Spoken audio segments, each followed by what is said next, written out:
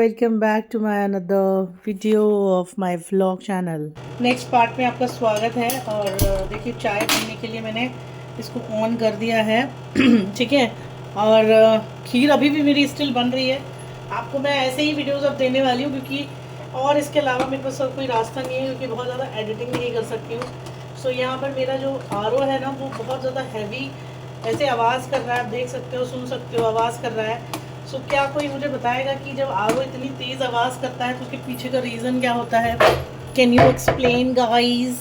क्या आरओ को बदलने का वक्त आ चुका है? सो मैं चाय बना रही हूँ, दूध और चाय पानी मैंने मिला दिया है और मैं यहाँ पर डाल रही हूँ रेड लेबल की मसाला चाय के साथ बाग बकरी की चाय मिक्स की हुई है मैंने दोनों को मिक्स किया हुआ है मैंने आप भी सोचेंगे कि क्या है ये। आप कीजिएगा मिक्स, मज़ा ही आ जाएगा आपको। रेड लेबल की जो मसाला चाय आती है ना, 5 एलिमेंट वाली, वो और बाग बकरी की भी एक मसाला चाय आती है, वो इलायची वाली, उसको मिक्स कीजिए आप, ठीक है। और अगर गला ख़राब है, सर्दी ज़ुकाम है, तो आप 2 लौंग और 2 इलायची, ठीक है, और अदरक। अभी मेरा गला नहीं ख़राब है इसलिए मैं इलायची और लौंग नहीं डाल रही हूँ, इसमें मैं अदरक डाल रही हूँ, ठीक है तो ये चाय मेरी बन रही है गाइस, ठीक है। सुबह का समय है, अभी नहाने जाना है। ओ माय गॉड, याद आ गया मेरे को गीज़र ऑफ करना है क्योंकि पानी गर्म हो चुका होगा। तो चलिए ये डाल दिया मैंने यहाँ पे चाय में अदरक। तो अब ये बहुत ही झन्नाटेदार चाय बनेगी। और आपको बता दूं कि चाय में मैं चीनी नहीं लेती हूँ, मैं लेती हूँ ये खांड, ठीक है। ये थोड़ी फीकी लगती है खाने में, ये मीठी नहीं लगती है, लेकिन इसके बावजूद भी मैं अपने उसमें कामयाब नहीं हो पाती हूँ क्योंकि मैं उसको सही तरीके से नहीं करती हूँ। चलिए तो ये खोल रहा है, मैं ज़रा आर ओ तो बंद हो गया है, मैं ज़रा अपना गीज़र ऑफ करके आती हूँ। इस सब के बाद मैं नहाऊंगी लास्ट में।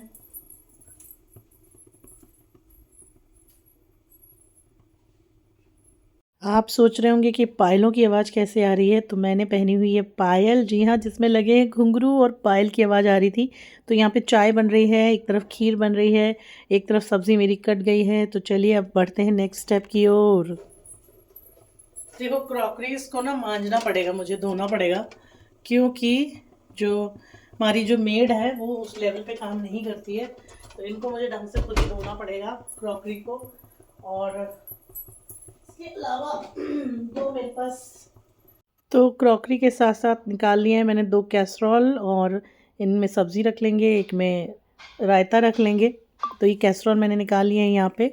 आप कौन सा यूज़ करते हैं? मैं करती हूँ मिल्टन का यूज़ यहाँ पे। और फ़िलहाल मैं स्टील की भी क्रॉकरी अभी लेने वाली हूँ क्योंकि जो बर्तन है मेरे घर में वो काफ़ी पुराने हैं, वो मेरी मम्मी के टाइम के हैं। अब जैसे ये डंका था चाय बन रहा है जिसमें बन रही है मेरी, ये भी बहुत पुराना है, अभी तक इसमें डंडा लगा हुआ था और वो एक दिन गिर गया तो उसका हाथ का जो हैंडल था डंडे वाला वो टूट गया है। तो अभी काफ़ी सारे बर्तन जो है मैं सोच रही हूँ कि चेंज कर लेती हूँ। मैं जो बर्तन मंगाऊंगी जब ना, तो मैं आपको ज़रूर दिखाऊंगी स्टेनलेस स्टील के, क्योंकि डेली यूज़ में स्टील के ही बर्तन यूज़ करने चाहिए और ईज़ी रहते हैं, टूटने फूटने का डर नहीं रहता है।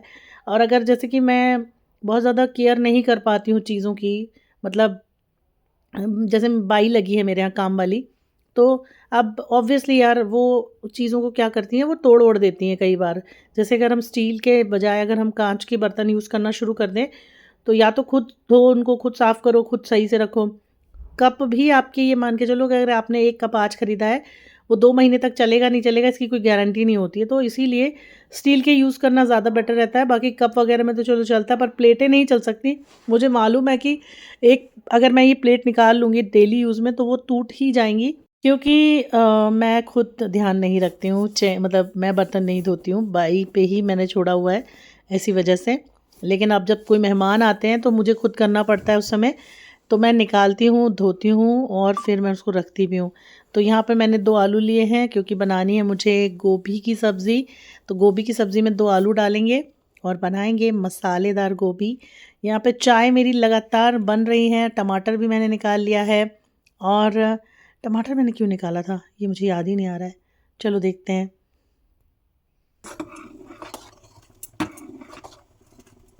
अब इस खीर को बनने में थोड़ा सा टाइम लगेगा, तब तक हम चाय छानते हैं और करते हैं बात। तो दोस्तों मुझे आप एक बात बताइए कि क्या आप भी ये जानना चाहते हैं कि मैं वीडियोस कैसे बनाती हूँ और यूट्यूब के रूल्स क्या कहते हैं। ठीक है, कई बार क्या है ना, लोगों से सवाल उठाया जाता है कि वो ऐसा क्यों करते हैं। तो मैं आपको इसके पीछे का रीज़न बताऊंगी कि यूट्यूब क्या कहता है। यूट्यूब कहता है कि अगर आप हमारे प्लेटफॉर्म से पैसा कमाना चाहते हैं तो आप, सॉरी गाइस, ठीक है, यूट्यूब क्या कहता है कि अगर आपको हमारे प्लेटफॉर्म पर आकर पैसा कमाना है तो आपको क्या क्या करना होगा। ठीक है, तो वो सारी चीज़ें यहाँ पे अगर आप मेरे साथ जानना चाहते हैं तो मुझे आप मेरे कमेंट बॉक्स में लिखिएगा यूट्यूब। ठीक है, मैं समझ जाऊंगी कि आप यूट्यूब से रिलेटेड चीज़ों को जानना चाहते हैं तो मैं आपके साथ उसको शेयर करूंगी। ठीक है, और प्रॉपर बता के करूंगी। तो अगर आप एक यूट्यूबर बन के कमाई करना चाहते हैं, देखो यार, इसमें कोई बुराई नहीं है कि हम एक्स्ट्रा इनकम कर सकते हैं और हम एक्स्ट्रा इनकम करने के लिए एलिजिबल हो सकते हैं, वो भी विदाउट किसी के अंडर में जॉब करके। सबसे बड़ी बात क्या होती है, एक ज़माना ये था कि लोग दूसरों के जॉब करने के लिए हाथ जोड़ा करते थे, लोगों से बोला करते थे कि अगर हमें जॉब दे दो, हमें जॉब दे दो। ठीक है, तो उन सब से अब आपको मुक्ति मिल चुकी है कहीं ना कहीं। यूट्यूब ने हमको वो चीज़ दे रखी है कि हम अपनी प्रतिभा, अपना हुनर दिखा के, ठीक है, अपने लिए जॉब ले सकते हैं। सबसे बड़ी इंपॉर्टेंट बात ये है ना। तो इसमें बुराई क्या है दोस्तों, बुराई क्या है इसमें। अगर आप अपने लिए अपना पैसा कमा सकती हैं एक महिला होकर, तो आप अच्छे तरीके से कमाइए ना उस चीज़ को। यूट्यूब क्या क्या कहता है मैं आपको एक एक चीज़ बताऊंगी। ठीक है, और रिकॉर्ड करके भी दिखाऊंगी, सब कुछ करोगे।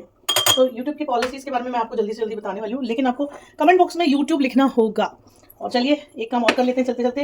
इस वीडियो में गाजर का कुछ नहीं बना रहे हैं, नो डाउट, इसमें तो कुछ नहीं है, पर हमको ये आलू करने हैं। ठीक है, और क्योंकि ये नए आलू हैं गाइस, तो इन आलू को हम, आलूज बोलने जा रही थी मैं इन आलू को मैं ऐसे घिस लूँगी क्योंकि ये इतने में क्लीन हो जाएंगे, और इनको मैं धो लूँगी अच्छे से। इनको पिलर से करने की ज़रूरत नहीं है हमको। अगर हम वो करेंगे तो ज़्यादा आलू जाएगा और कोई मतलब नहीं है, क्योंकि फिर आलू बर्बाद हो जाएगा। और ये हरा लग रहा है, थोड़ा सा इसको काट देते हैं यहाँ से। और जब आलू पे छिलका आ जाता है तब आप उससे यूज़ कर सकते हैं, या फिर घुमा घुमा के नाइफ से भी आप काट सकते हैं, छील सकते हैं उसको, मतलब आलू को, है ना।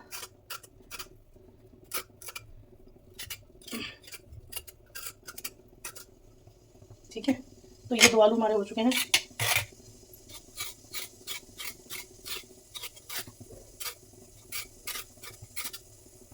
है ना गाइस। तो फिर इस पार्ट में भी आपको मैं कहूँगी अलविदा नेक्स्ट पार्ट देखिएगा इसके बाद मैंने क्या किया। ठीक है, आपको सारे पार्ट्स दिखाऊंगी, लेकिन एक एक करके, और आपको ये पूरा 3-4 पार्ट देखे होंगे, और सबके लिंक आपको डिस्क्रिप्शन में और आई बटन पे मिल जाएंगे। तो देखो, सबसे पहले हमें क्या करना है, यहाँ पे नई बर्तन की ज़रूरत पड़ेगी, इसलिए घोल के रखते हम। ठीक है, अब हम इसको यहाँ पे काट लेंगे आलू को। हमारी खीर भी यहाँ पे हो रही है। देखो, अभी तक मैंने प्याज इसलिए नहीं छुआ है क्योंकि मैं खीर कर रही हूँ। अगर मैंने प्याज छू लिया तो वो खीर में दिक्कत कर देगा। तो अच्छे से खीर को हम यहाँ पे, अयो मेरे ऊपर उछल के आ गया दुद्दू।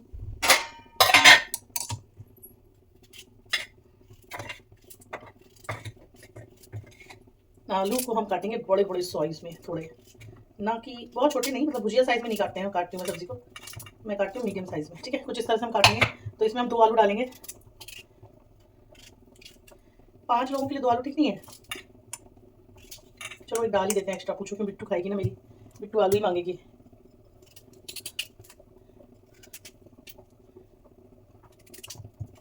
इसमें से थोड़े से आलू हम शिमला मिर्च में भी डाल देंगे, क्योंकि शिमला मिर्च भी मुझे करनी है यूज़। ठीक है, तो बस अब ये हमारा आलू, शिमला मिर्च और ये सब हो गया हमारा। ठीक है, हमारे पास बड़ी छन्नी नहीं है, हमारे पास बड़ी वाली छन्नी नहीं है, वो छन्नी स्टील की लानी पड़ेगी, बड़ी वाली जो होती है ना, स्टील की बड़ी छन्नी, जो आटे की थाली की जितनी बड़ी होती है।